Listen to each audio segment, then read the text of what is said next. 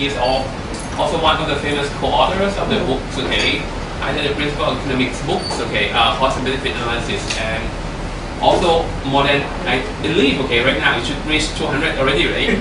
Should reach 200 papers regarding many issues in economics, okay, and recently, okay, his main focus is going to be on the environmental issue about haze and transnational boundary about the haze here.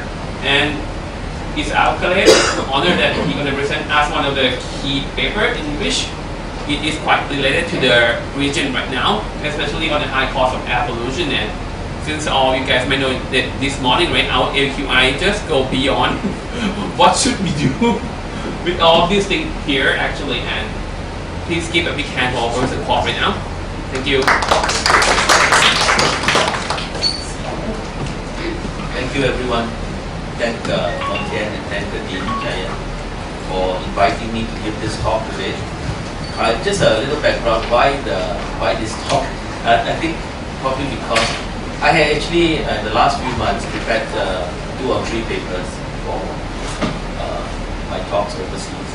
And one paper is on Belt and Road Initiative with meeting environmental obligations, and that I delivered at both at Fudan University 3 months ago and at Chulalongkorn last yesterday.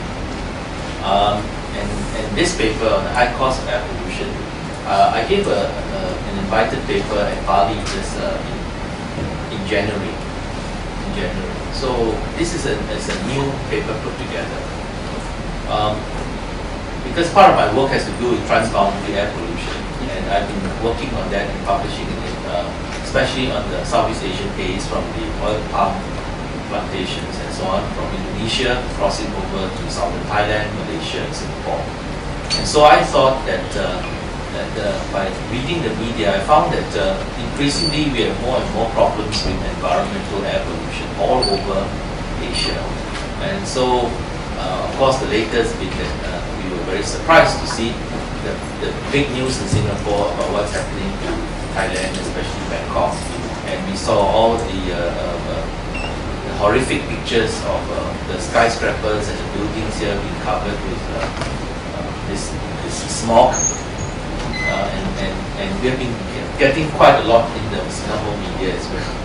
But of course, Bangkok is such a lovely place, this haze is not going to stop the tourists from coming.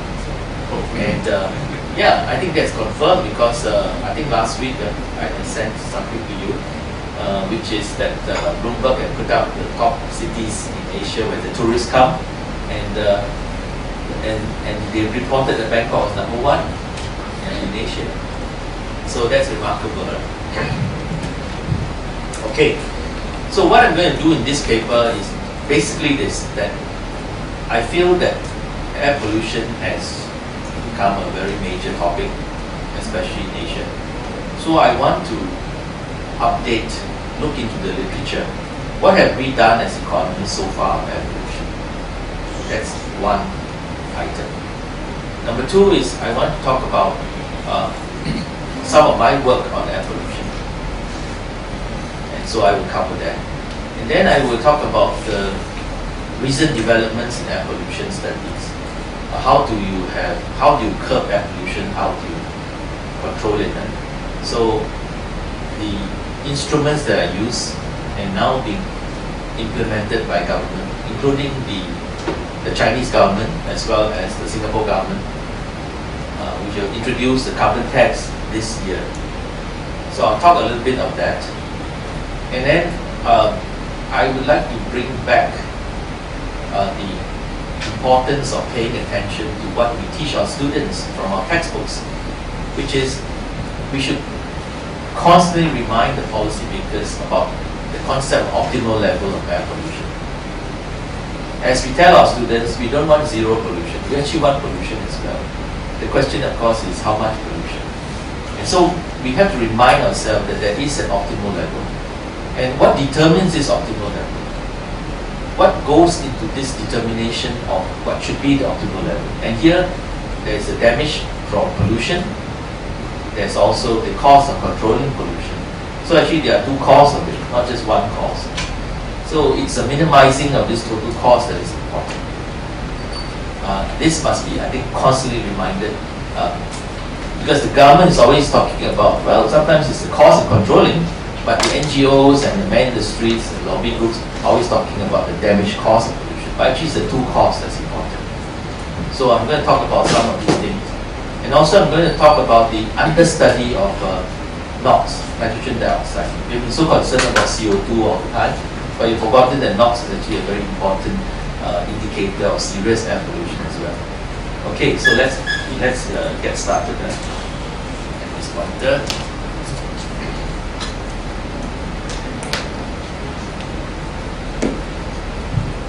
So this was taken Thailand, I can see. Right. And you can see all your buildings. My assistant put this up. You know, I thought it was a very interesting slide to show the seriousness in Bangkok since I'm here. And from what I read from the media in Singapore and so on, the causes of air pollution and the impact of air pollution in Bangkok, coming from the dry season, coming from the increased combustion exhaust by vehicles, the slash and burn practices, sugarcane plantation, industrial pollution, and the damage caused, according to the Thai Chamber of Commerce, is 10 to 15 billion Thai baht a month. And this is underestimated because it only talks about medical costs and the expenditure that's spent on the N95 mask. Schools are closed, businesses affected and so on. These are not factored in terms of the cost. And I thought it's quite interesting to read from the papers that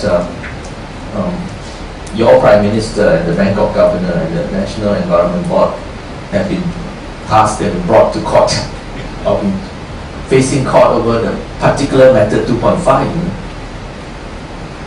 Causing all this damages. This is from our Singapore Straits Times. Whether it's true or not, I don't know, but that is what I read. But I thought it's amusing because even the leaders of the country can be brought to court for harming the health of the citizens. Something which is very serious. Yes. Okay, so I want to remind you, air pollution harms not only environment but also reduces economic growth through losses of productivity. So when you look at air pollution literature, especially most of the literature, they only talk about air pollution affecting environment. And then they talk about environment and then they talk about health. But very few people would talk about how air pollution harms productivity and therefore harms economic growth. If all countries target economic growth, especially in Asia, we want to grow very fast, right? And people can't see this relationship between bad air pollution and reducing economic growth, then we are only partially covering the problem. Okay, then I want to update the literature, I want to share some studies. So the questions I pose is, what can we do? Is there a pointer here? Oh, yeah. So what can we do about air pollution? And what are the different air pollution indicators? What would be an effective policy that aims for this optimal level of air pollution and takes into account the cost of controlling air pollution? So this topic I think is extremely important, and it relates to the idea that we want economic growth, but we should expect higher level air pollution. Economic growth, why do we want? Because we want to have jobs, employment, income, and we also want a better quality of life in the longer run. Now this better quality of life, of course, is affected by one of the things is environmental health and environmental quality. But with higher level air pollution, it gives you lower level of economic growth and therefore affects the quality of life. So we need a lower level air pollution to have this preference for better quality of life. Air pollution has the following consequences, right? We are very well aware that there is negative externalities, right? Such as mortality, death, right? Morbidity, injuries, reduced life expectations. Lots of studies on this. Decreased productivity of workers, and also frictional unemployment, which is like surge unemployment. I give you an example why this is important. many years ago, when I started my career at NUS for more than about 2 decades, during the time when I was head of department at NUS, when we try to hire people, we find that recruiting faculty staff, it is almost an uphill task to compete with Hong Kong. Hong Kong offers a higher salary and so on for many years. But then we noticed something has changed in the last 10 years, which is that people are coming to us and say, we want to have a job in Singapore. I ask you why? What we offer you is less than what you would get in Hong Kong. And they said because of air pollution. You see? So for the first time I'm hearing that people are searching elsewhere out of Hong Kong for jobs. And that's because they feel that the air pollution was serious enough, frequent enough to affect the family and affect themselves in terms of health and so on. So this is what we call the impact on frictional or surge unemployment. Then of course we have those people who suffer from asthma, allergy, all this here. And then air pollution, this negative also comes from transboundary haze, and also affects, there's also such thing as indoor air pollution. And then of course it contributes to global warming and climate change. Secondly is that I mentioned before that there are 2 causes of air pollution to keep in mind. One is cause of damages. Cause of damages will be all this. And then the cost of controlling air pollution. So when government tries to tighten air pollution control, the government has to spend, whether manpower or money or whatever, right? So this is a cost as well, that people fail to see this aspect. So the overall objective is to go back to the basic textbook, focus on optimal level of pollution. And for that to happen, we have to estimate what is the cost of air pollution. And that cost combines of the 2 costs just now, right? And then we have to determine the factors affecting these 2 costs to give you optimal level of air pollution and how much you spend to reduce it. So we need to reduce both the cost of damages and as well as the cost of air. I want to keep drilling this because I think this is the most important part that people fail to understand. In the literature on air pollution, this is quite common. We all know what the environmental Kuznets curve is. For those of you who are not familiar, it's a relationship between income per capita and pollution.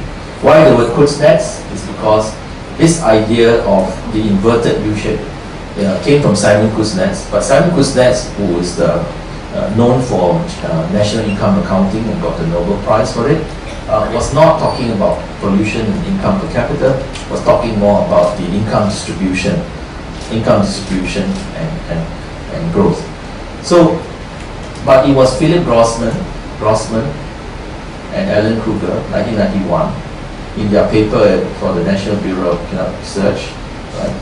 We talked about the similarity, analogy between the Kuznets idea and this. So they drew this inverted U-shape. And many of the studies henceforth was trying to show that this inverted U-shape exists.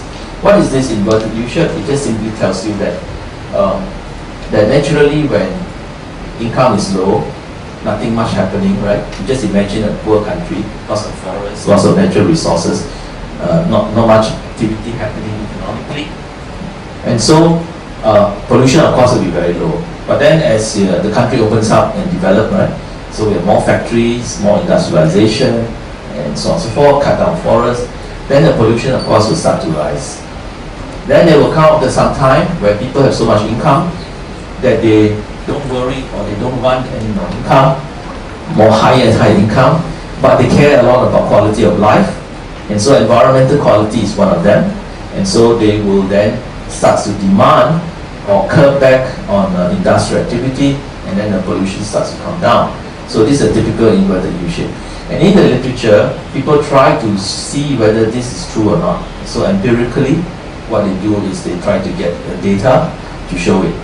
Now what does the literature tells you? It tells you that it depends on the type of pollutants. So for example, they get less confirmation from CO2 because CO2 is quite common, ubiquitous, but they get good confirmation from SO2, sulfur dioxide, that they have this star shape. And these are also part of the research that's going on. Some people will argue that sometimes it may get blown up and then it flattens out.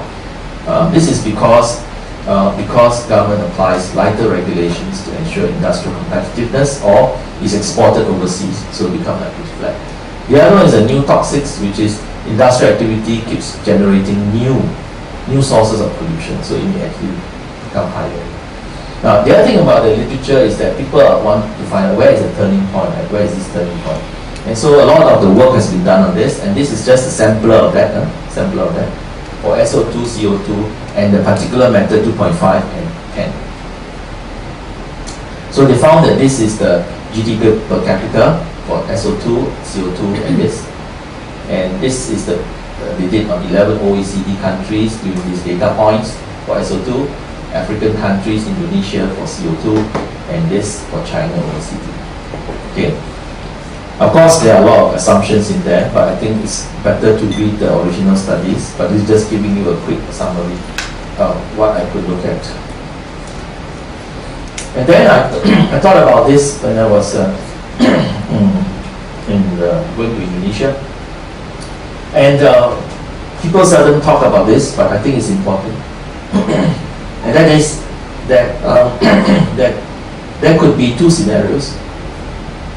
Okay, scenario one is when this is the first original term, but as the country strives to meet, maybe you have multilateral treaties, and then they force some countries to behave, they have to follow, and then they agree, they sign the thing.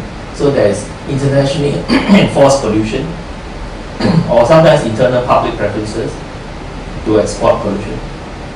Then the curve may actually flattens out.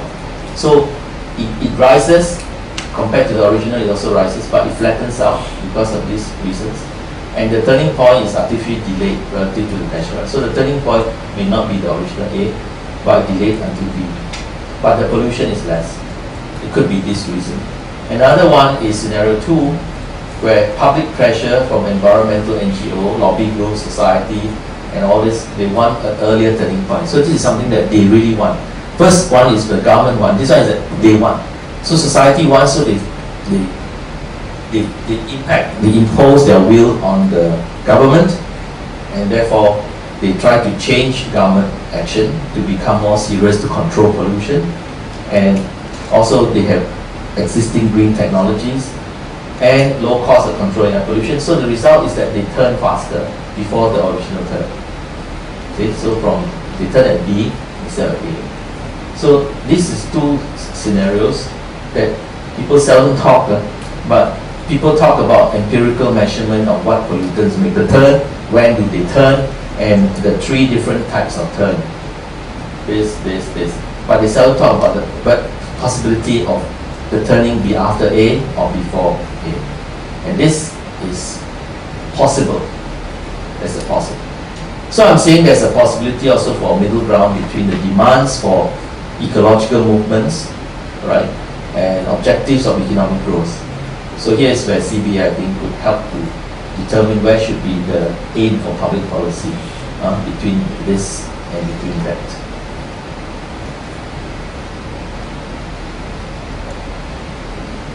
Next thing, the main indicators of air pollution. Well, these are the ones. When you talk about air pollution and the air pollutant, what do we mean? We mean all this. So SO2 comes from sulfur dioxide, comes from coal burning vehicle. NO2 is nitrogen dioxide, comes from vehicle emission, especially diesel, and from energy production. CO2, as you know, is carbon emission. PM10 is particulate matter 10 micrometers or less in diameter. And this comes from vehicle emission, open burning, industrial activities, enters the lungs, short-term effects. PM2.5 is the same as PM10 but smaller, smaller. It comes from coal, burning of organic matter, enters the bloodstream, long-term and short-term. Increased rate of diabetes, cognitive decline. And some people say, scientists have found out recently that it also affects pregnant women. The babies will be affected. And I think that all governments in Asia are concerned with this. So for many countries, they don't even capture PM, they capture PM10. In China, they haven't captured this until recently only because of the heavy air pollution in Beijing and so on. And then they were heavily criticized, why don't they capture this?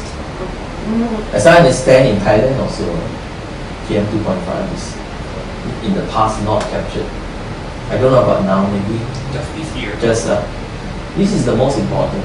People don't see it, they may think it's nothing. It's very serious, you know. It's also from vehicle. So you walk on the road, you see people jogging sometimes, it's very dangerous when you jog.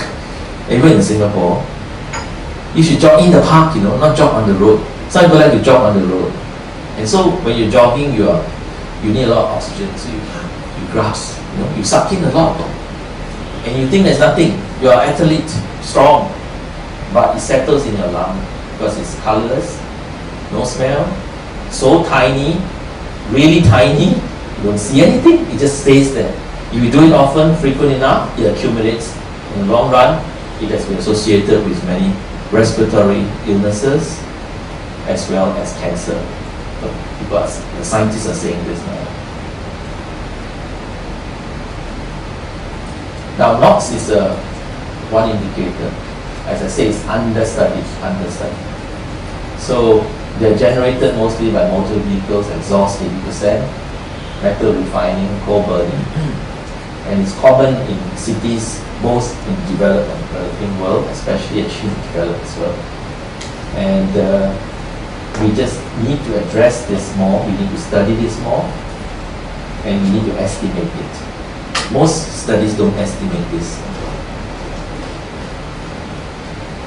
So there are three main impacts of air pollution. One is socio-economic impact, healthcare expenditures, impact on inequality, impact on productivity and labor pool, and environmental impact, the one that we are most familiar, climate change, global warming, regional impact, disability, direct damages, and also impact on public health through human capital investment, happiness. And here I want to report on what I managed to find as some of the papers which I think are important on these three impacts. So if you look into the literature, you'll be able to see the impact on public health, sampler of the studies done, more recent studies, right? And this is what they study, basically, this area. So for example, Shenyang 2017 study about the impact of air pollution, public health on mental health, depression, and confirms the Euston paradox. They applied, take the nationwide survey data from China, and they found that air pollution reduces happiness, increases depression, and confirms the Euston paradox. Okay.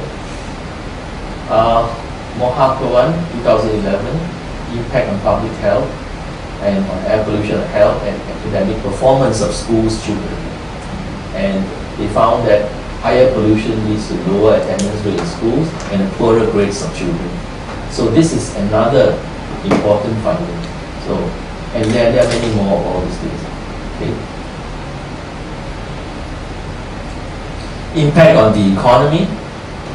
So we have, for example, Yang Tang 2017 talked about the Paris Agreement on China's intended national determined contribution.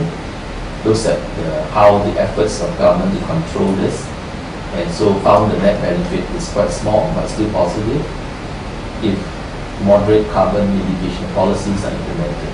So they look at this China's commitment to the Paris Agreement by focusing on China's efforts to control air pollution, and they found that compared to the cost of investing on controlling air pollution versus the gains, the impact is 0.06 if moderate carbon mitigation policies were implemented. And similarly for COSLIP, looking at impact on air pollution economy through environmental regulations and the Porter hypothesis, looking at the firm level data, and found that in the short run, tighter regulations increases economic growth. So these are just again a sampler of studies on the air pollution impact on the economy. And then the last one is the impact on the environment.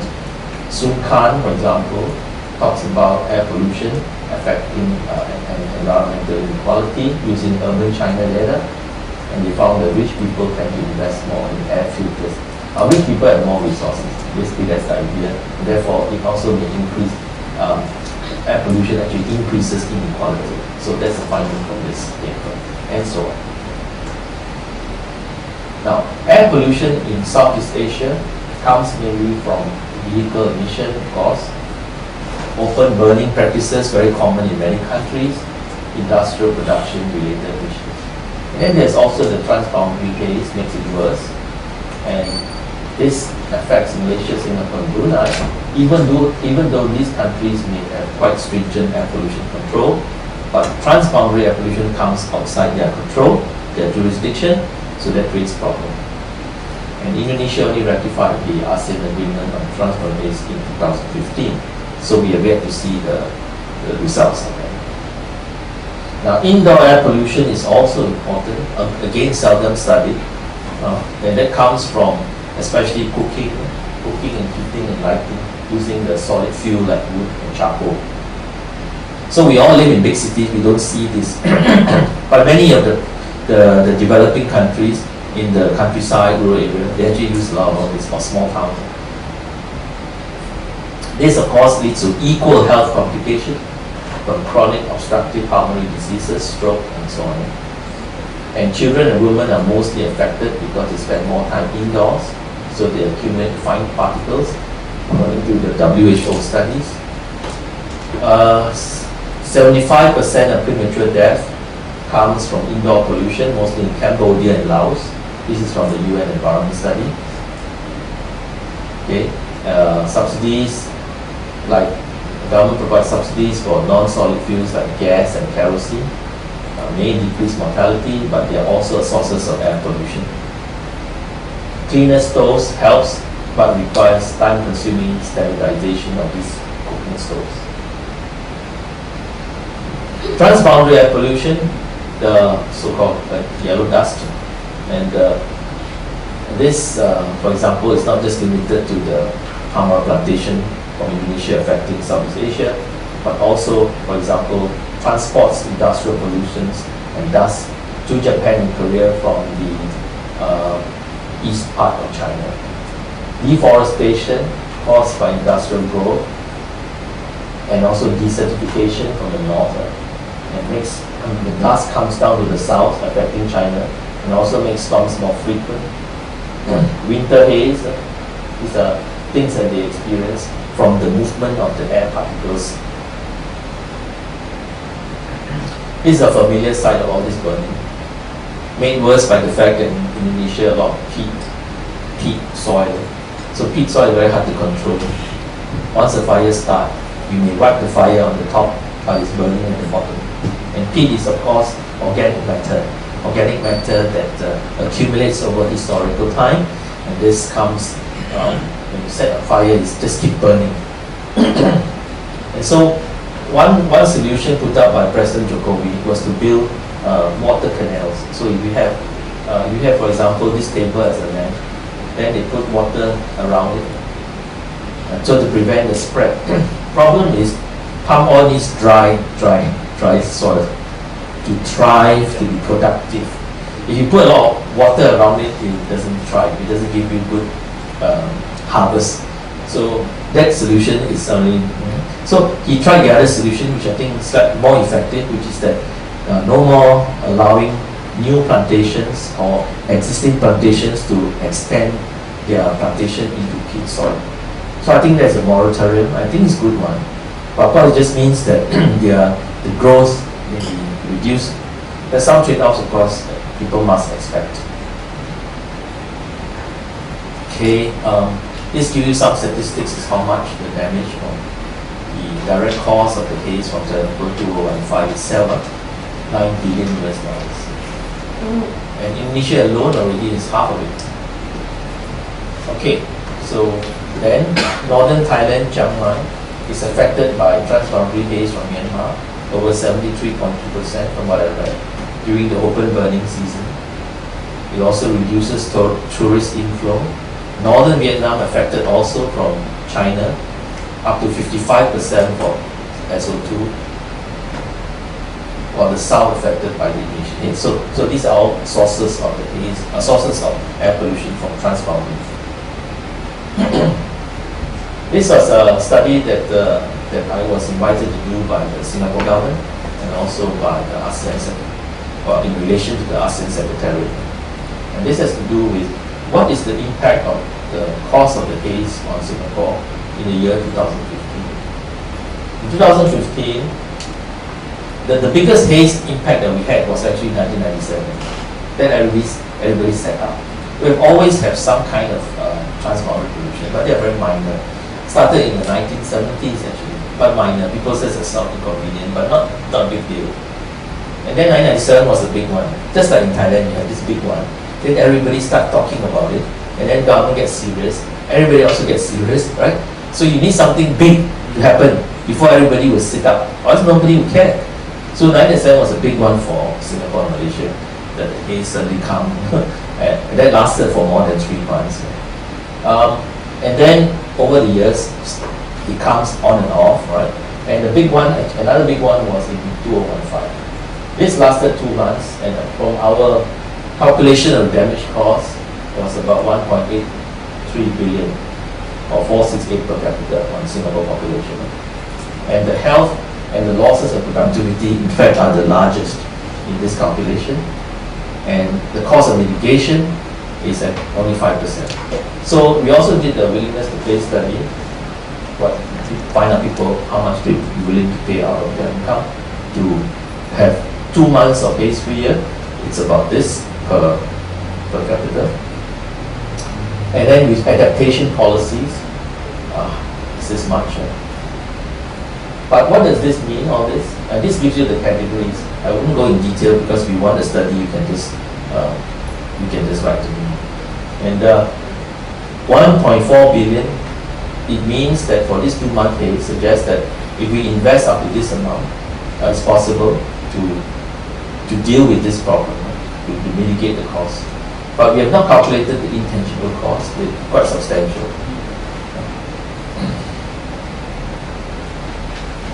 And this was an interesting study because the government acknowledges that this was the first study in Singapore done on air pollution and health. So I got a lot of citation for this, being the first person to do on the cause of air pollution on health in Singapore. And we at that time we don't have the 2.5, only PM10.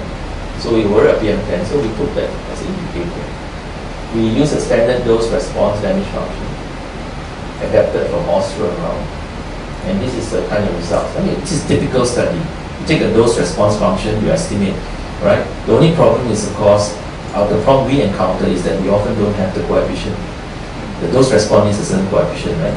So we had to borrow because existing studies don't have, and we don't have enough data from Ministry of Health and so on. So we had to borrow from Taiwan or Hong Kong studies to get the coefficients.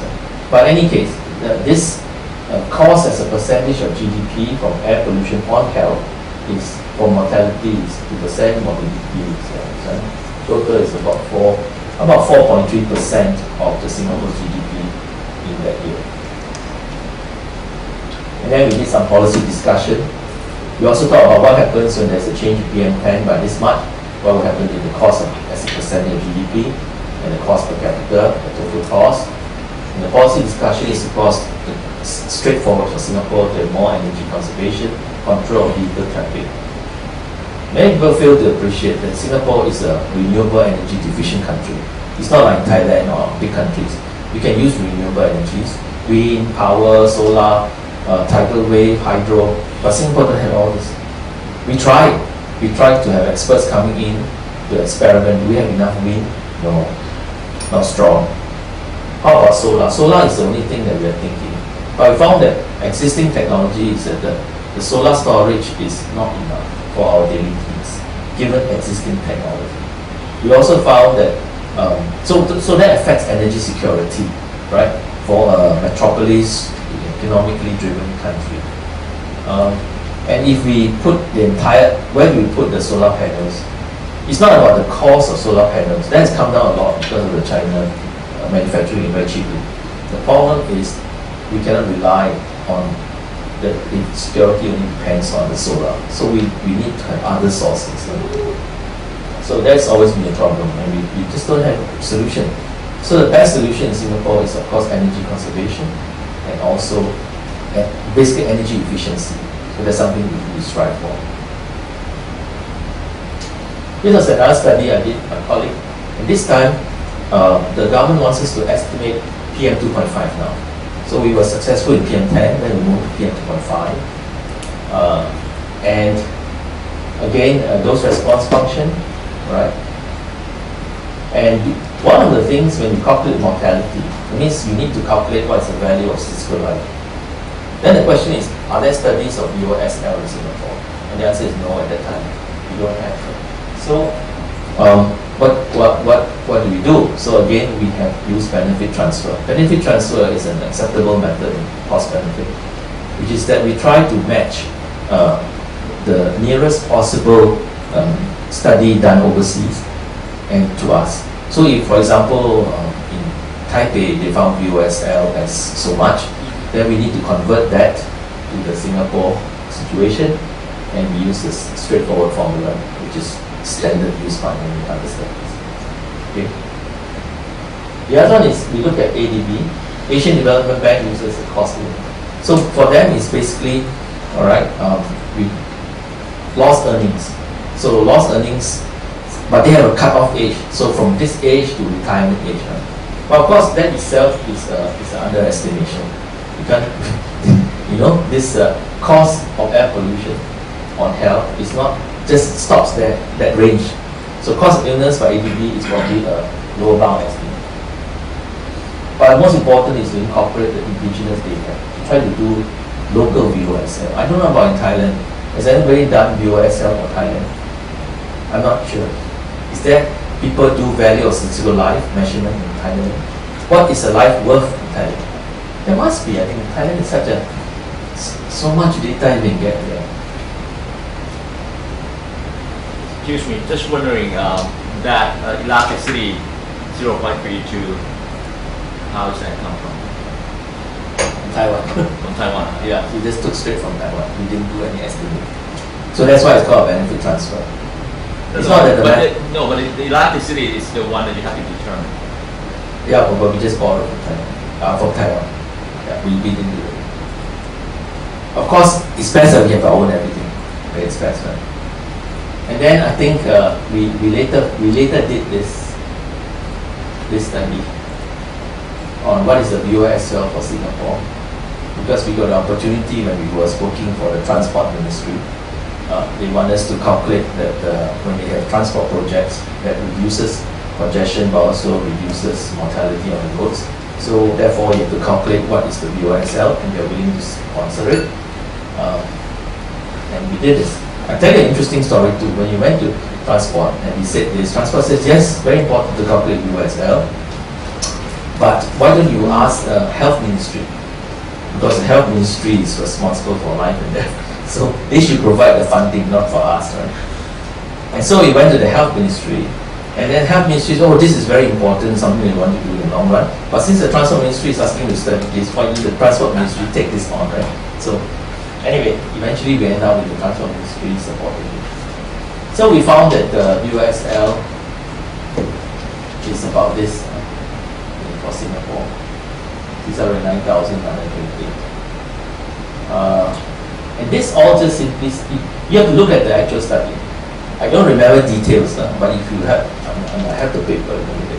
This simply means ozone, dose response, benefit transfer, ozone, dose response using Asian Development Bank cost of illness approach, ozone, dose response, Ministry of Health, and benefit transfer, and so on. So all this, depending on which combination we use, we use this kind of data. And then people also forget that in Asia we have a lot of cultural practices. I mean, we measure the traditional air pollution from industrial activity and so on. But we forgot that our society in Asia also have their various peculiar cultural practices.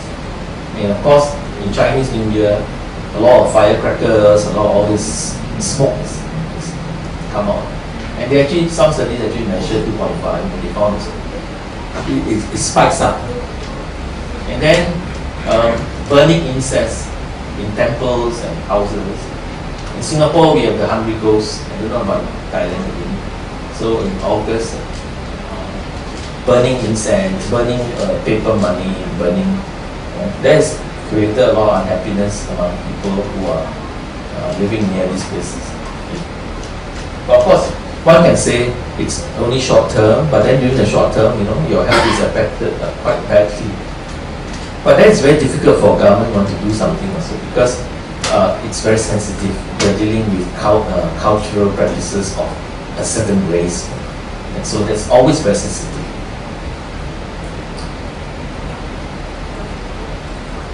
In fact, I'm thinking of writing a paper this time. Because I feel that no matter how sensitive it is, we're talking about health of people, of everybody. Just like smokers. And when you talk to smokers, smokers says, well, I make sure I go out of the house. I don't create secondhand smoke for my family. But you go out of the house, you're at the corridor, the smoke will drift to other families living nearby. Always happens. So that's also not correct. The other thing about smoking is they say, well, it's my choice. Government should not restrict my choice. Freedom of choice. And this actually comes from not just men in the street. It's from very learned people. It's my choice. Just like sugar. I'm quite respectful that in Thailand we implemented the sugar regulation. So we are thinking of it in Singapore. We have written an article on this, trying to encourage government in Singapore to also implement the sugar tax. But again, we have learned people saying, it's my choice. If I put so much sugar, it's my choice. If I smoke, it's my choice. So if I get ill, I have to pay. Yes, we know you have to pay, but usually you pay not enough. Government subsidies have to come in. Your family looking after you when you are sick, losses in productivity, losses in the health, also have to come in. There's a burden on society. And this is also interesting. When I was in Bali, actually, I was talking to some of the local people, and most of the women tell me their husbands smoke like chimney. They smoke a lot. And so most of their marital quarrels are smoking, because it's very hard to change their practice. They like to smoke. Anyway, this is a digression off the top, but I feel that cultural practices is something that we should also pay attention. So again, there are many sources of air pollution, and for each of these sources may require different kind of approaches. That's the idea. So air pollution, the traditional way is through mitigation. Mitigation means command and control, quantity control, and strict monitoring. Then we have the economic instruments from carbon pricing, either through a carbon tax or the cap and trade. We also can talk about adaptation. Since mitigation policies are slow, so we should try to adapt first. Air purifiers, face masks, spend less time outdoor. This is adaptation. Just like, again, an analogy of this is the climate change in global warming. We can't wait for the UN and multilateral to solve all this problem. So what do we do as a country? We should accept that the world is going to be warmer. And if the world is going to be warmer, there are several things that we can do. So in Singapore, all new buildings are required. The basement height is raised. Why? Because global warming leads to more sea level rise. Sea level rise means more flooding. So that's something we can take precaution, and just adaptation. So all I'm saying is adaptation is important. Don't dismiss adaptation. It's not an either or. You can still do mitigation, but while you're doing mitigation, do some adaptation. So this is a strategy now in Singapore, adaptation. Cultural practices we just talked about, so we need to advocate change. So we need to have a mindset change. So we advocacy through media and NGOs. Regulation of companies which produces fireworks and incense. Transboundary haze is difficult because jurisdiction is outside one's control. But I've written in the Yale Global, where I talked about the possibility of victim countries like Malaysia, Singapore, that they could offer as a form. Well, backtrack. You can clear the land with fire or you can clear the land without fire. Why do people clear the land with fire? Because it's cheaper.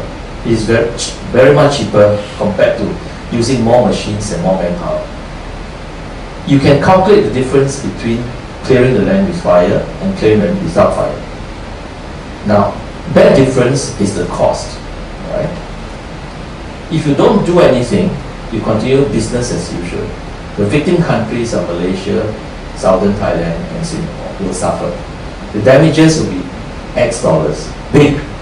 The cost difference between clearing the land with fire and clearing it without fire is small, it's Y dollar. So, as long as there's a huge difference within X and Y, the victim countries can offer to the perpetrator countries to share in the cost to clear the land without fire. Cost of the machine, cost of the manpower, and so on and so forth. Already these victim countries are already offering like firefighters, fire equipment, right? They're already offering something. So why not think about this as a first step? Not because this itself attracts problems like corruption, it attracts moral hazard problem, but there's a second stage problem. The first problem is to take an economic approach.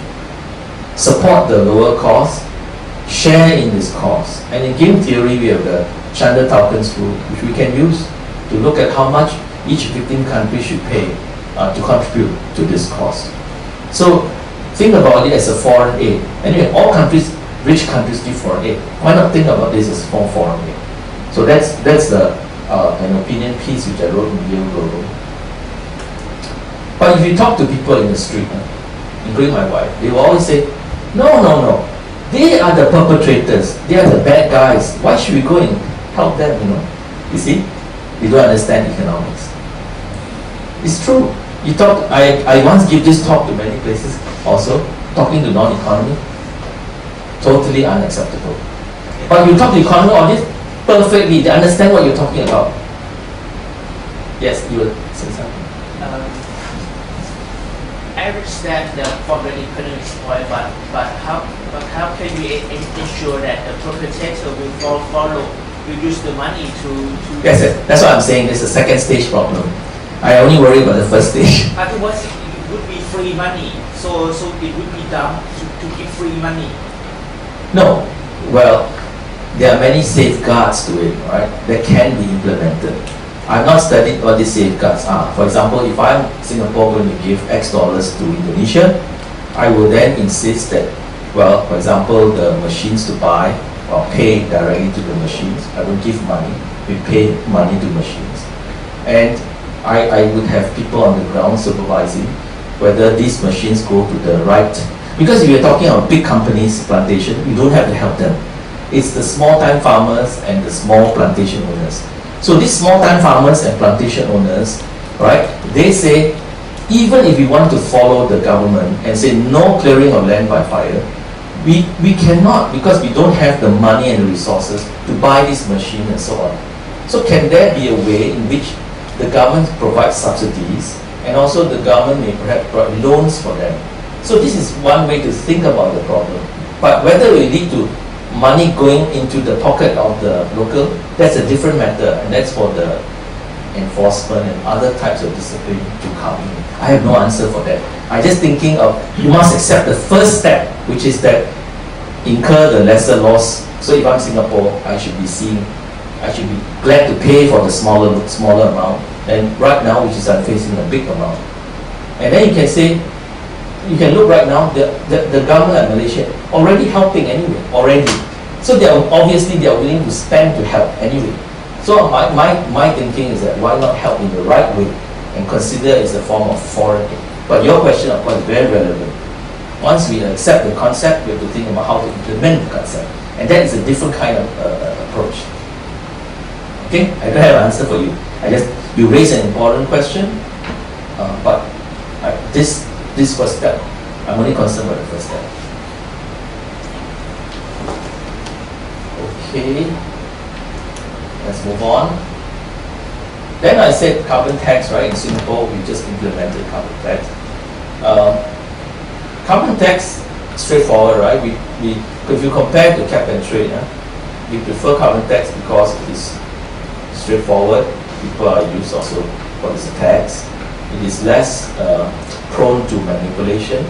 It doesn't have the cap and trade problem of how to determine the initial permits, how much to give to the companies, right? That leads to abuses. It also leads to some manipulation, right? And also the cap and trade may have situations where the permit becomes so low, and so it doesn't matter, right? People will just have the right to pollute, right? But the carbon tax is what going back to Alfred Marshall, which is that to control any form of pollution, we go after the people who harm, right? Who pollute. So these people have to pay a price because they harm, right? So that price will be the carbon tax. The problem with the carbon tax puts a price, but it cannot control the quantity. Whereas the cap and trade can control the quantity, but cannot control the price. But the carbon tax is more easier to implement, and also for the long run, it is more business friendly in that sense. Business can predict what will be the gradual increase in carbon tax, whereas the permit will fluctuate, you see. And also political reasons may decide what they want to do with the permits. So in the case of Singapore, we decided on carbon tax for also another reason, which is that most of the industrial pollution in Singapore. Now if you go back to the textbook again, for a cap and trade to work, there must be buyers and sellers, right, for the permits. And why are there buyers and sellers, and therefore a market? Is because different industries or different firms in industry, right, would use, some use old equipment, some use new equipment, right, and so on. But in the Singapore case, most are the same. We are a young country, and most of the equipment they use is about the same. So if you talk about buy and sell, there's not going to be a market. That's the problem with the Singapore case. So we cannot have cap and trade. So some people say, well, why not limit to Singapore? Why not expand the market to ASEAN? Well, you know, there are a lot of things we cannot do even in ASEAN. Right? Even getting the passport from ASEAN country to go through to another country, we don't even have separate lines. I remember in Thailand, there used to be, right, but I don't see it this time. I don't see an ASEAN line. But I saw it in Bali, an ASEAN line. That's good. But I think Thailand some years ago had, right? But now, I don't see it. I don't see the ASEAN line. So I'm saying, even basic things like this, we can't cooperate, let alone have a market for cap and trade, you know. It's difficult, really. And so Singapore decided we will do the carbon tax. Now again, the problem with the carbon tax is twofold. One is how much you tax. And if you go by if you actually study, if you go strictly by the books, then how much you tax will be a function of how much damages. So you have to study these damages. And usually it's quite high. So if you look at Scandinavian countries, their carbon tax is very high, you know? Very high, right? But we can't afford very high here because it loses competitiveness.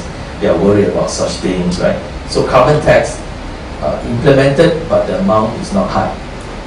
But it doesn't matter. To me, it is getting the mindset to change. The last time carbon emission is free. So now people have to pay.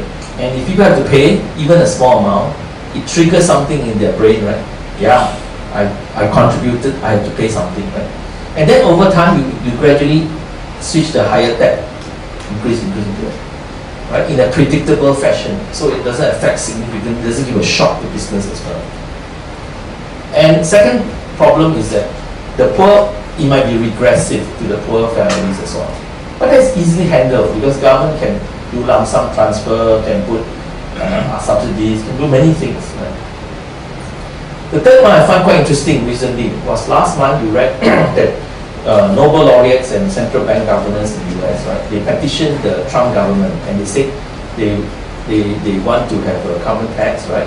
And they told the Trump government that the money that is collected from the tax will go to a common fund to distribute to everybody.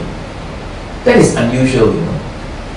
unusual. We don't talk about it in our environmental economic literature. We talk about revenue neutral. We talk about, you collect the tax, so you reduce tax in other places. We also talk about targeted, meaning that we target, let's say if you are a company, you are good, you are responsive, we collect tax, right? But we also plow back to you for the research, development, innovation, and so on. That is normal. But this one is, we take the money and we distribute out in the form of dividends to people on the street, to everybody. Yeah, of course. But basically they just want Trump to implement something, right? Not to sit on it for too long. Because Trump doesn't believe there's global warming, doesn't believe on this. But they want him to think about this. It goes back to the people, so it's acceptable. So I think that's the only reason. I can't think of any, but it's not a very good incentive-driven if you do it this way. Behavioral economics tells us that no matter what tax you collect, let's say road tax, transport, if you plow back to the transport sector, people are happy. People can accept that.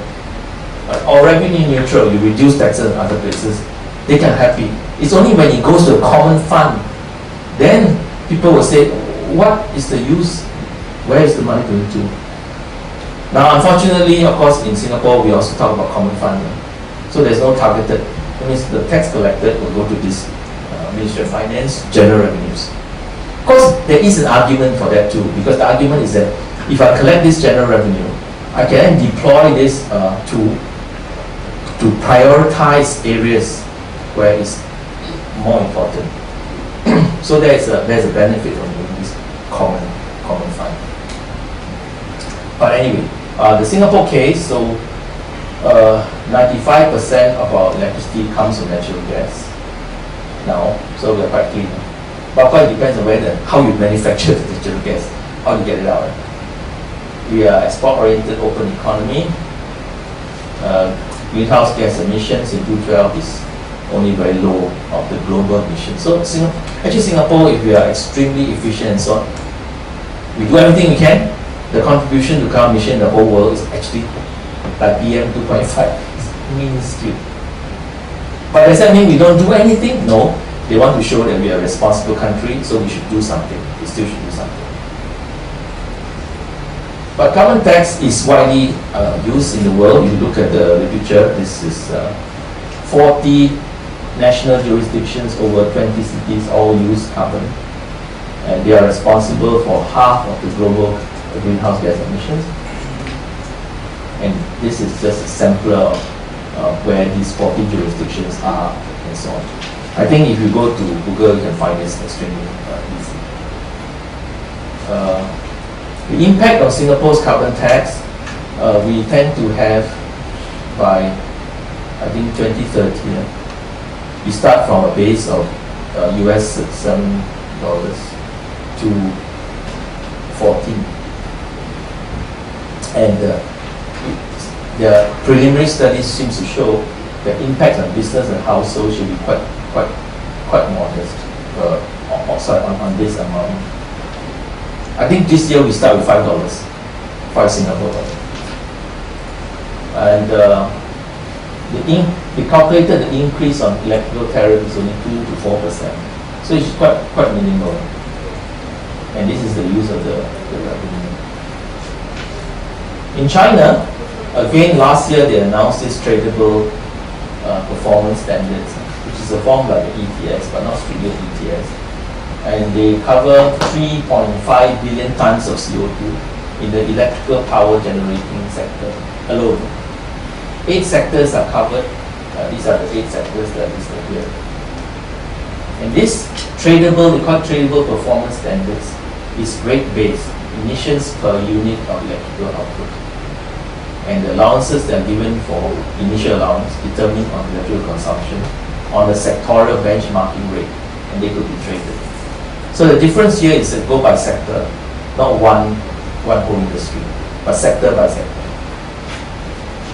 Again, why this kind of tradable performance and not carbon tax? Well, they are afraid that it may affect competitiveness, so you use this tradable performance is better than the carbon tax. prevent carbon market shock. And already in China, the electrical market, oil market, natural gas market, they are heavily regulated. So therefore, they wouldn't have significant impact on electricity prices. And 80% of CO2 emissions come from energy sector and manufacturing. So they already covered quite a lot here. And if you were to move to carbon tax, this will come under a different ministry. If you keep to the ETS or the Tradable Performance Standards, they call it, it's under the National Development and Reform Commission. So they are used to this. If you put a carbon tax, they will go to another ministry. So they don't want to upset and change things. But there are some challenges, as some authors have pointed out. One big challenge is the high growth in demand for electricity and expansion of manufacturing sectors. Make it difficult to determine what should be the grandfathering option, which is the permit, how much permit to give. Indirect emissions from electricity consumption. So this one tells us that right now the impact is on the electrical generating power plants. But what about manufacturing sector down the road, downstream companies?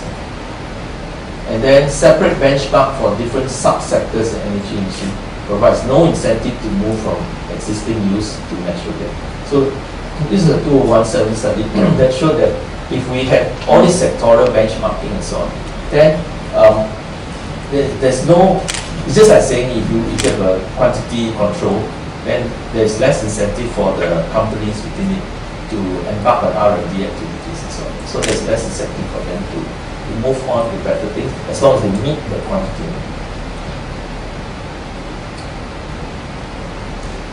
This just gives you from the World Bank sources of the of this PM 2.5. It's interesting, some things I point out. Over 99.6% of Chinese population are affected by 2.5. Life expectancy in the north is 5.5 years less from the Financial Times study. Polluted studies, cities experience difficulties attracting high-skilled workers, and so on. But it's still a positive outlook for China. They are doing something, they are serious about it, and I think the long run should be better. So they found that SO2 and PM10 are reduced now. PM 2.5 is their main target. And so they are considering all kinds of things like driving restriction in Shanghai and Beijing, shifting incentives priorities for local officials, making them accountable, carbon trading permits eventually fully deployed in the year 2020, and hiring more environmental supervisors, investing into research and green technology. In Singapore, we have passed a law which is that now we have environmental audit officers within the company. So you're required to hire somebody who deals with environmental matters, not just air pollution, but environmental matters. And they are like an officer in the company responsible for this. I think this is a good sign that we care more about environment, but corporate social responsibility. This brings us to the last part. I mean, the corporate social responsibility is part of the management literature, right? But I think it's important that for companies to realize it's no longer just something that you just do and then forget about it. It is serious because if air pollution in the country becomes very bad, what will happen? Your workers will be sick. If your workers are sick, it affects your productivity. It affects you having to find replacement workers when they are sick or changing workers, right? So these are things that they should really think about it because this is something which affects their bottom line, their profit. It's no longer saying, I do something good, green for the society, but it's your own company at stake now. So when air pollution becomes bad, so I think it's important to care about corporate social responsibility through air pollution. And also, if you're doing your best to control air pollution, then you have a good reputation as well. And this is an intangible asset. And this means that you get more government funding, you get more public support for your thing. Because now you can show there's a direct link between air pollution and productivity. So this table just gives you the type of costs associated with the worker impact, family impact, society impact. This one is about some companies getting to the act of CSR activities about air pollution. So Apple and TET to incentivize people. So my concluding remarks is going back to this air pollution level thing. We need cost-benefit analysis to evaluate the cost of air pollution first.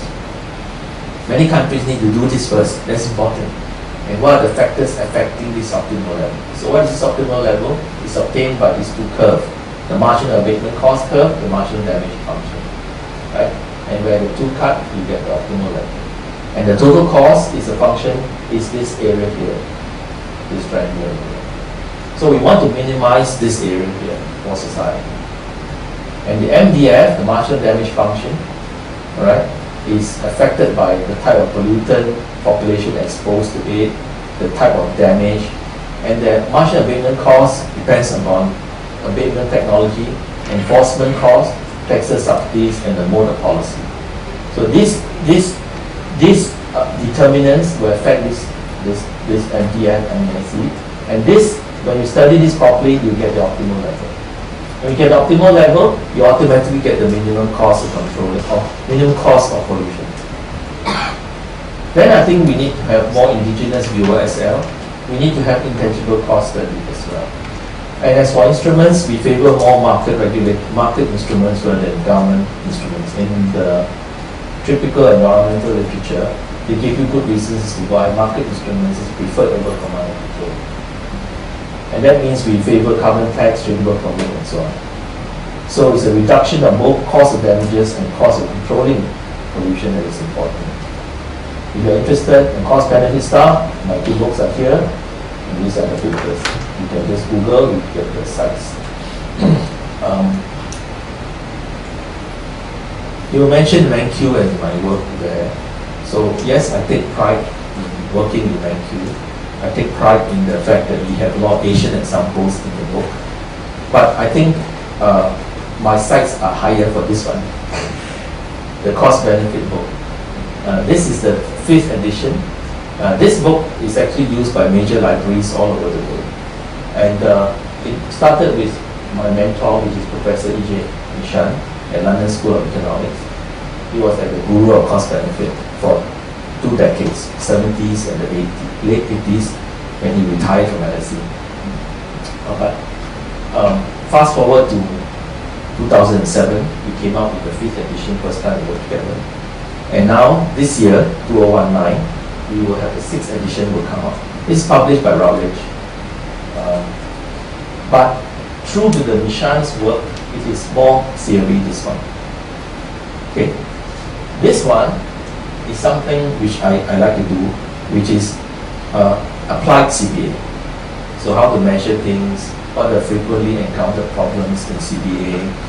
I gave 22 countries different type of projects, like dams, airports, landfills, health, education, how to apply CBA. So this is an applied book.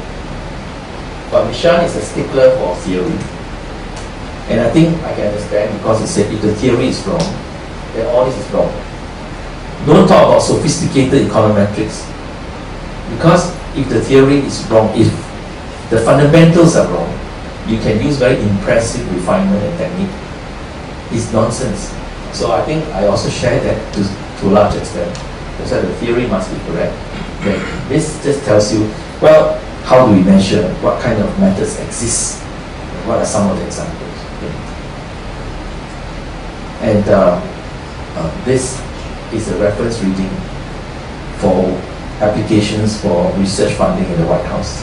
So I'm very proud of this, because just by chance, I didn't know. Just Google, and then you see the circular number, what. Have a list of books. This is the book that is recommended. Thank you very much. Thank you very much for a very complete and comprehensive overview, in-depth review of the cost of air pollution from theory to empirical studies, and also to the policy suggestion, as well as a business practice that they need to take into action of what we actually want to do.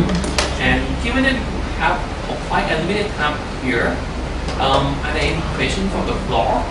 that you guys might want to address it. What's the Quah first, okay?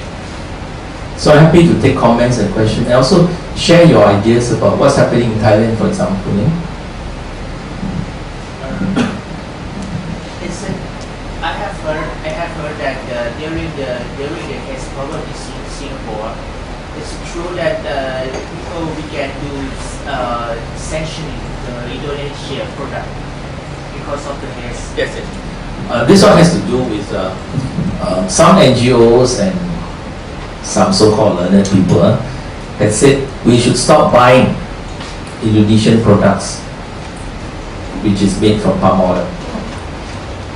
Now think about it. Number one, is it easy? Is it easy to do that? Number two, there are a lot of people who depend on this source of income. It's not just a big plantation. As I say, it's a small plantation, the small farmers, their livelihood depends on it as well. But the most important thing is, how do you detect which plantations are doing the illegal burning?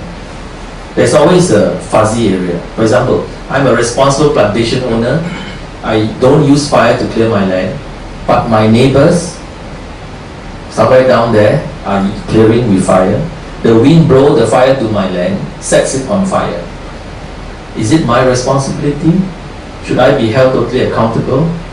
These are questions. Another question is the soap that you use, right, which is made of some palm oil, but it's made of other things as well. If you don't buy the soap, it affects the other people along the chain, the supply chain. So it's not a simple thing to say we just boycott the Indonesian products from palm oil. Do you know which plantation? Do you know how much palm oil goes into one product? These are problems. So it's not a simple solution to say I just boycott. The other thing is that some people say, well, let's sue them. Okay? Sue them. But sue them where? If you sue them in Indonesia, I don't know how long, maybe 100 years it will take, right, to get some solution, right? You sue them in Singapore, you don't have jurisdiction. That's another problem. Some people say, well, they have some office in Indonesia, we can seize their assets. Well, true. But then they don't have big assets sometimes. They can just move the assets around. They don't have. There's a lot of problems. This method will not work. In my mind, will not work. It's some man in the street kind of approach to things. Okay? Thank you. This is one really interesting idea. I just have one comment about that payment from the beneficiary of the air pollution reduction. I think people get stuck to the polluter pays principle so much, so it's very hard to get away from that mode. But I see similarity with our problem about flooding.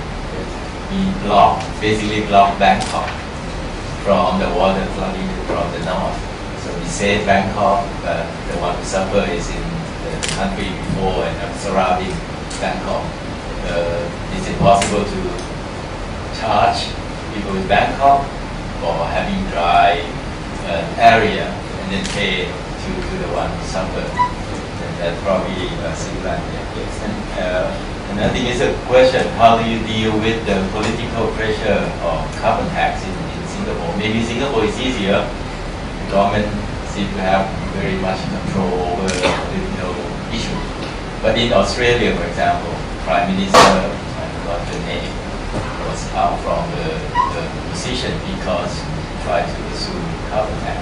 In Thailand too, I think it's very difficult to pursue carbon tax. We are trying to develop a carbon market, but yet still go nowhere. Can you offer how do we deal with this of issue? I think that most economies would agree that carbon tax is the way forward as an instrument. Most economies. Okay? The problem is acceptability, and as you put down some kind of people also don't like to pay tax. But as I say, number one, and I think there was a recent disturbance about carbon tax. Which country is that? There was a riots and protests, right? France, that's right. But the way they did it is wrong, which is that they start with a very high amount, right? That itself, people will not accept. As I always believe, you must have common sense. You want people to change mindset. You want people to accept the new policy, and then before you ratchet things up. So that's what you should do. Start with small, move it up. That's one. Two, explain and keep explaining, and good campaign to explain why we need a carbon tax. Right? And people want to see the logic, and it must be sustained campaign to tell them. And I think number three, show them that the tax that they pay, where the money is going to, what the government do with the money. Right? And so if they can tie the money to some other thing which they can see makes sense, they are prepared. I think the fourth one is a timeline, not immediate. You must give them ample warning, right, when we start the tax. And the fifth one more important is, as I said, carbon tax can be regressive, and therefore, how to help the poor, the lower income class. If you can ensure this, I think it should be acceptable. One more issue Yeah. is about the offshoring. When you raise this carbon tax or carbon pricing, basically the cost of operation will be higher than other countries. Is it something that we need to worry about? Of course, all governments worry about this. So I'll give you an example. Some years ago, not talking about tax, but WHO raised the air quality, what constitutes as a healthy air quality. So there are different levels. And so I was asked the question by the government, should we comply with the new requirements? Previously, we complied everything the WHO wants, and we are very proud of it, right? That we comply. But now they raise the stringency of the air quality higher and higher and higher. Do we comply?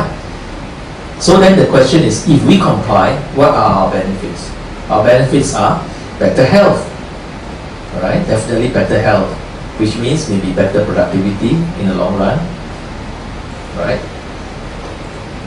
Maybe more tourists will come. These are some things that you can think of the benefit side. What is the cost side? The cost side is what you say. The government is worried about competitiveness. If we do and follow everything and the other countries don't do, then what will happen? Right? So they are always worried. And if we comply, it means that we will up the enforcement and requirement for industry. We have to up the requirement and enforcement for car, vehicle emission standards, right? All these things got to apply. It's not as simple as saying that we just comply and then that's it. Right? We have to do a lot of things. So, of course, then economics comes in. We look at the WHO, they have interim guidelines. So, they don't expect you like from here, you jump to the end. You, in between, you aim for a certain target. So maybe we should look at whether we can satisfy up to a certain target. But for all this I'm saying, it's only intuitive and theory. You need data. So you need to study, you need to have a proper study on what are the losses in competitiveness, the game theory they follow, we don't follow. All this must be done so that the government has informed decision making. So the same thing I think is for this case, right? The one you mentioned, and we need studies basically. And studies is also a function of will government release data? You see, sometimes you want to study something, but government says data is sensitive, so you cannot do it. So there's a lot of constraints as well.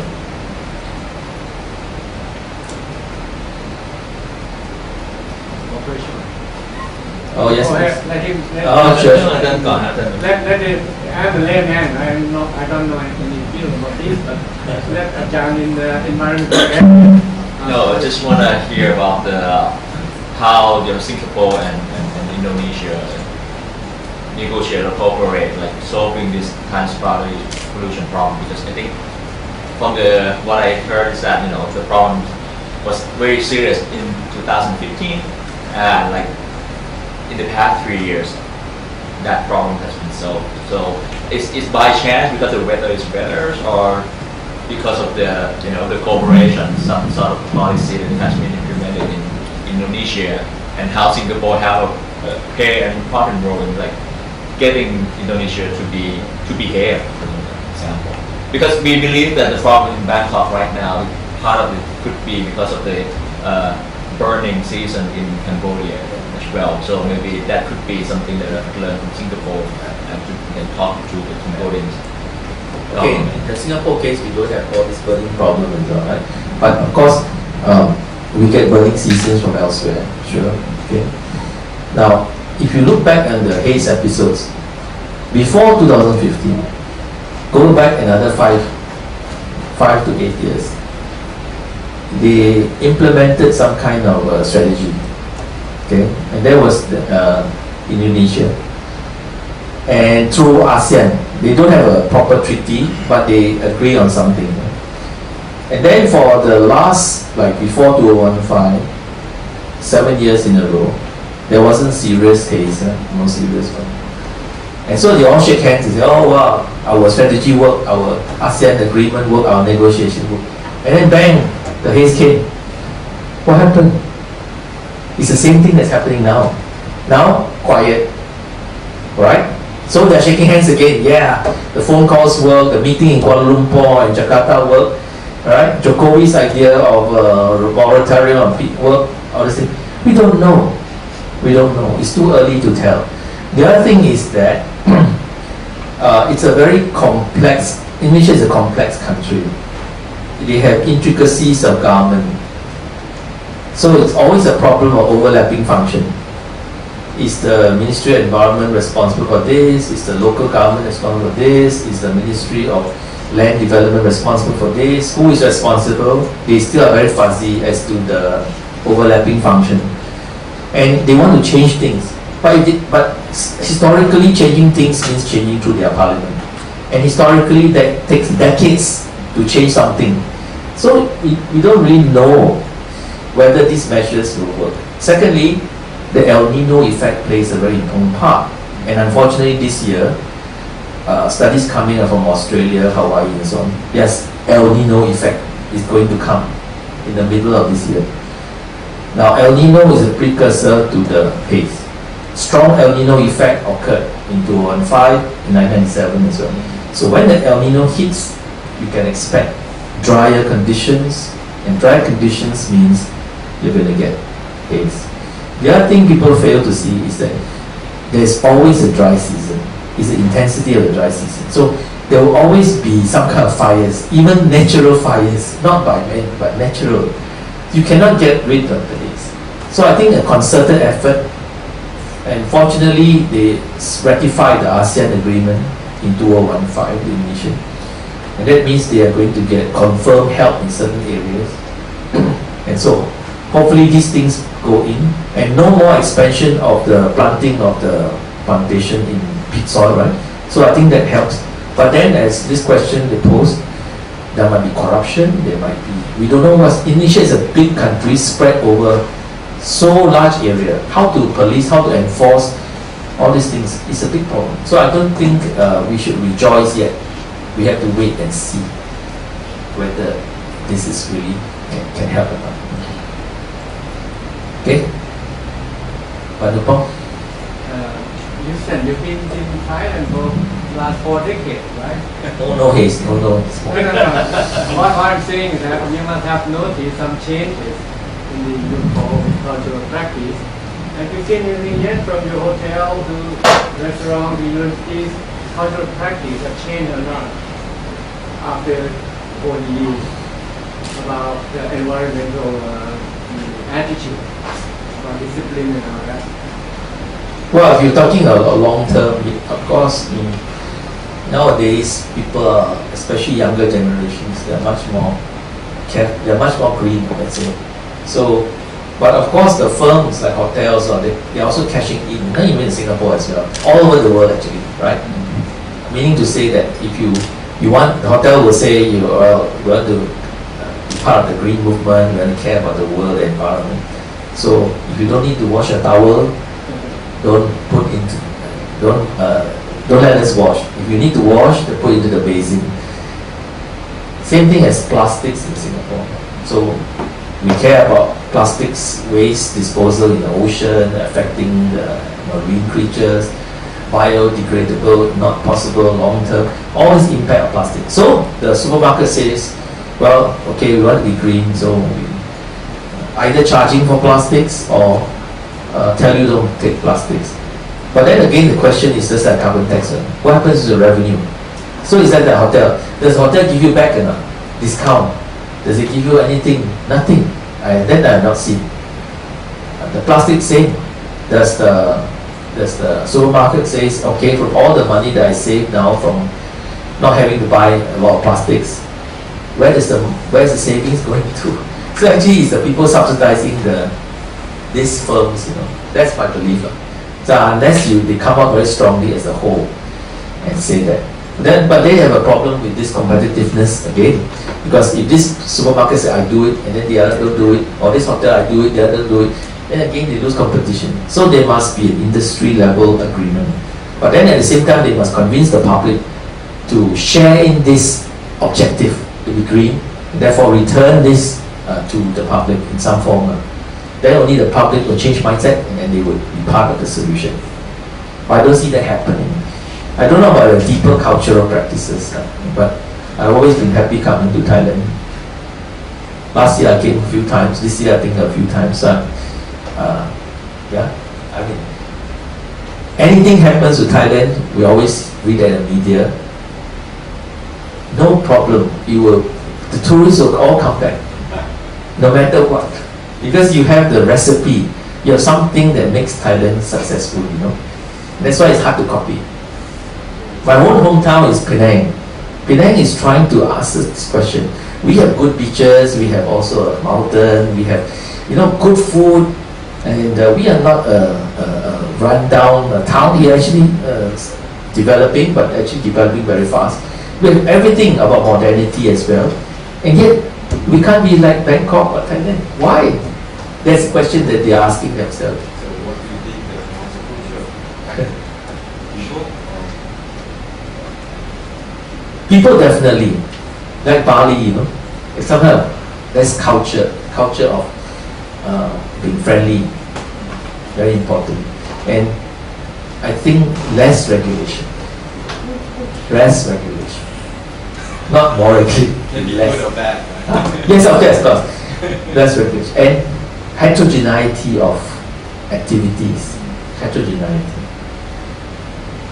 And if I may, with due respect, messiness, a bit disorganized.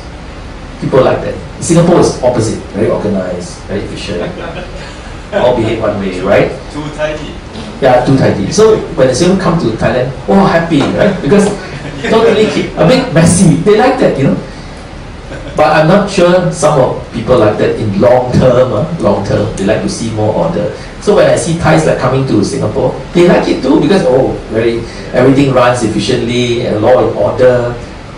So, but the question is long term. Short term is fine, and long term is another thing. And in this digression, I don't know about. You asked me about cultural practices. So should we have an optimal level of messiness?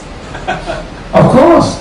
That's where economics come in. We are very powerful discipline about optimality. Euston, Yeah. you talk about cultural practice, the rule regulation that you are using. I was wondering whether your class, your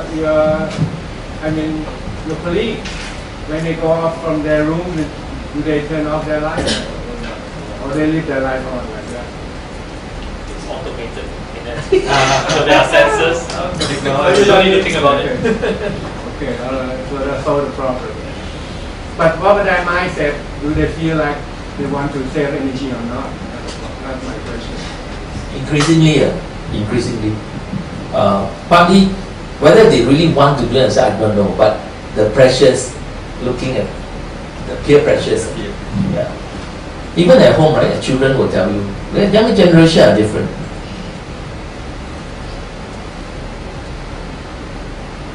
But of course, economics are very important. If you don't provide the disincentive or incentive, it's hard to change people's mindset. Singapore cannot be a country. I say that in the press as well. That cannot be easily transform the society in such a way that it become very green like in Europe or in Japan. It's just not possible. Take for example recycling. They provide this recycling bin, they campaign, right? But you have to sort out, you have to bring the stuff down. Right now, because 80%, 90% people live in high rise, they don't have this, they have a common chute, right? So they throw everything in.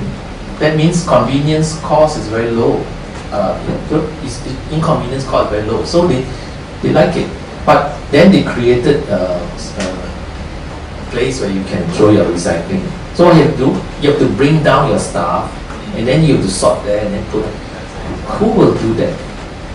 The other thing is that initially I think it's the recycling bin are very small. So the hole is very small.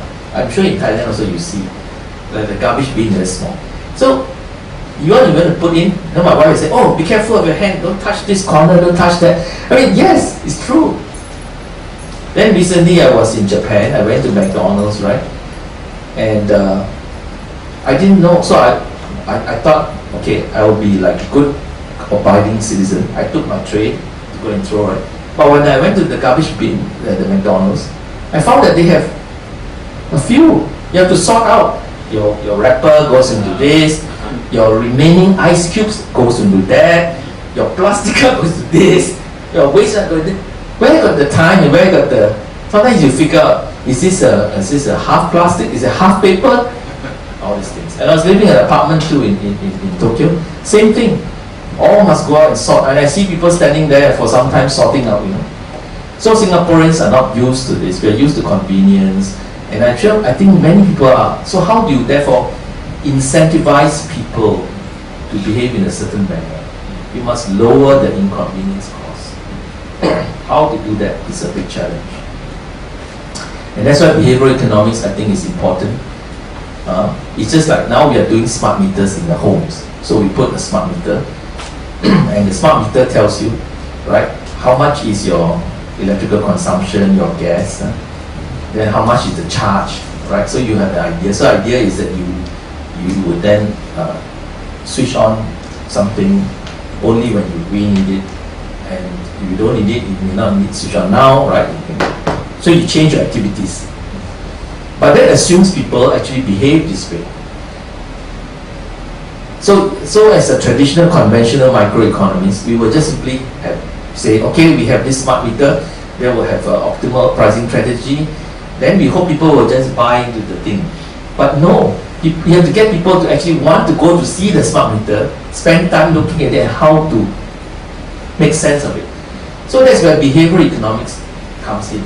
So it's no longer a situation where we just provide incentive and disincentive, but behavioral economics tells us how to make people buy the incentives. I think that's the plus for behavioral economics. Not because behavioral economics say that most of what we learn in traditional economics is wrong or people are irrational. No.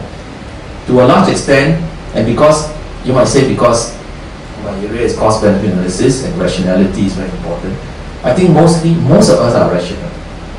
If you go a bit deeper, you'll find that those seemingly irrational activities are actually rational.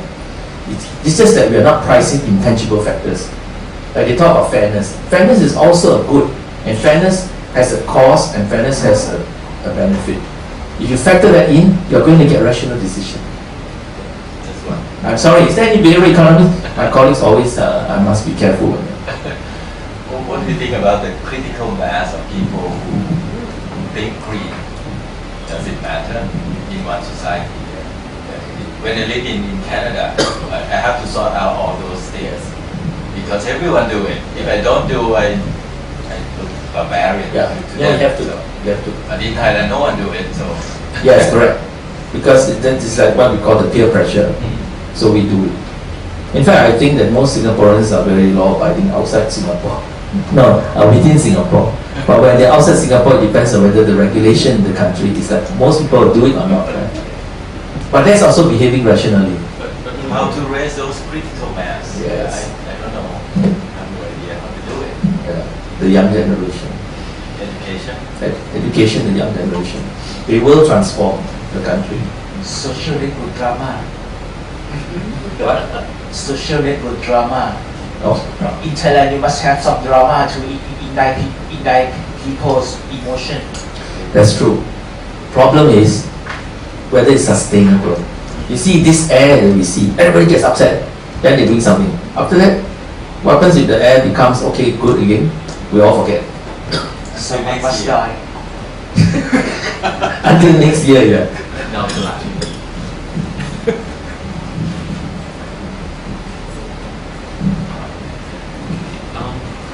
If we have no more question, we have to just Professor Quah again for a very timely informative talks and all those are nice and critical issues that he provided knowledge to us here. And I believe this might be a good time that we might just do the common Asian things here. Exchange gifts, take the pictures, and let my Dean Chayan here give a gift of our gratitude to Professor Quah. Okay. I think I had brought something. I brought the journal. Singapore Economic Review. This is the latest issue. So we exchange. Take yours first. This is Big John. so for the environment too. Big John. It's green color, the bright color. Thank you. Big John. Or maybe we should move into the image. Maybe just switch. Off. The picture off. Do it again. Okay. One more time. We need to hold it. Yeah. Oh, yeah. One more time. Sorry.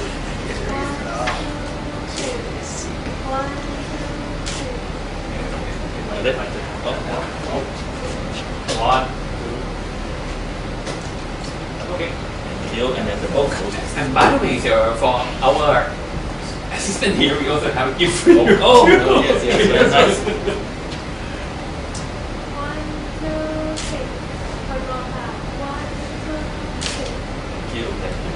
Thank you. This our conference is on 5th to 8th of August this year. For those of you interested to attend, and as I say, it's a big conference. Some of you attend, 350, 400 people come. And I think we have got the. Yeah. Have you had? We have some flyer up to date, which is of last week only.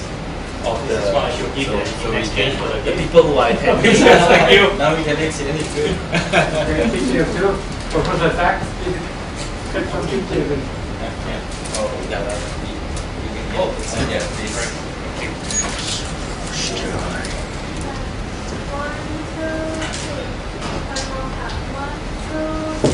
Thank you. Maybe I should take one for both of you. Oh, okay.